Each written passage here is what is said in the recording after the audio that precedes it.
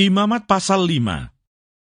Apabila seseorang berbuat dosa, yakni jika ia mendengar seorang mengutuki, dan ia dapat naik saksi karena ia melihat atau mengetahuinya, tetapi ia tidak mau memberi keterangan, maka ia harus menanggung kesalahannya sendiri.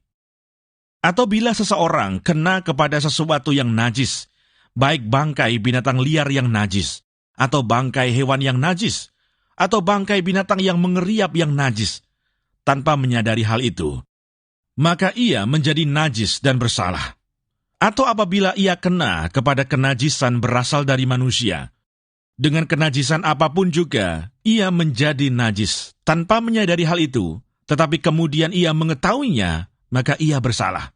Atau apabila seseorang bersumpah teledor dengan bibirnya, hendak berbuat yang buruk atau yang baik, sumpah apapun juga yang diucapkan orang dengan teledor, tanpa menyadari hal itu, tetapi kemudian ia mengetahuinya, maka ia bersalah dalam salah satu perkara itu.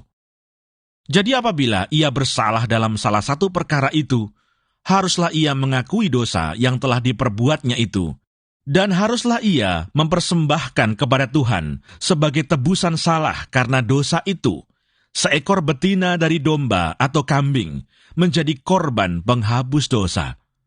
Dengan demikian, imam mengadakan pendamaian bagi orang itu karena dosanya. Tetapi jikalau ia tidak mampu untuk menyediakan kambing atau domba, maka sebagai tebusan salah karena dosa yang telah diperbuatnya itu, haruslah ia mempersembahkan kepada Tuhan 2 ekor burung tekukur atau 2 ekor anak burung merpati, yang seekor menjadi korban penghapus dosa, dan yang seekor lagi menjadi korban bakaran. Haruslah ia membawanya kepada imam, dan imam itu haruslah lebih dahulu mempersembahkan burung untuk korban penghapus dosa itu. Dan haruslah ia memulas kepalanya pada pangkal teguknya, tetapi tidak sampai terpisah. Sedikit dari darah korban penghapus dosa itu haruslah dipercikkannya ke dinding mezbah, tetapi darah selebihnya haruslah ditekan keluar pada bagian bawah mezbah. Itulah korban penghapus dosa.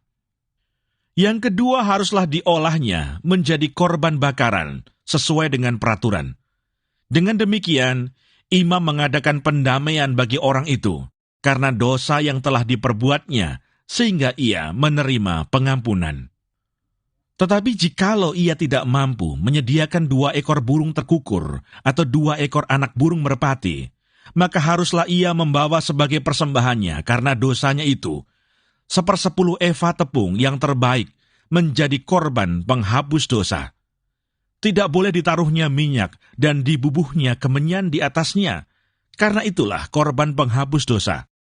Lalu haruslah itu dibawanya kepada imam, dan imam itu haruslah mengambil daripadanya segenggam sebagai bagian ingat-ingatannya, lalu membakarnya di atas mezbah, di atas segala korban api-apian Tuhan. Itulah korban penghapus dosa.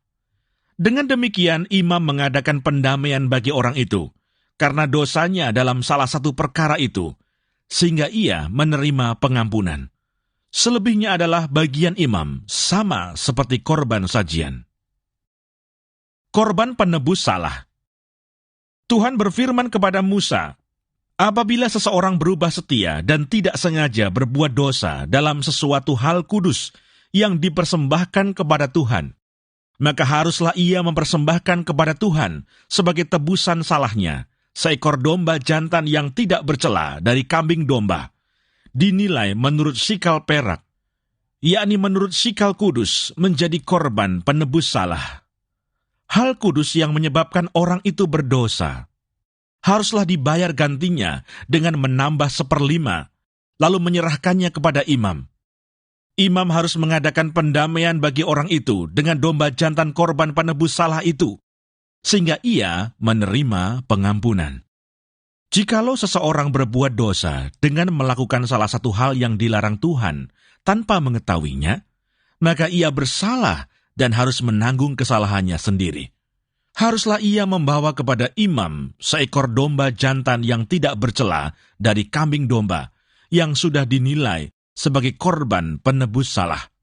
Imam itu haruslah mengadakan pendamaian bagi orang itu, karena perbuatan yang tidak disengajanya dan yang tidak diketahuinya itu, sehingga ia menerima pengampunan.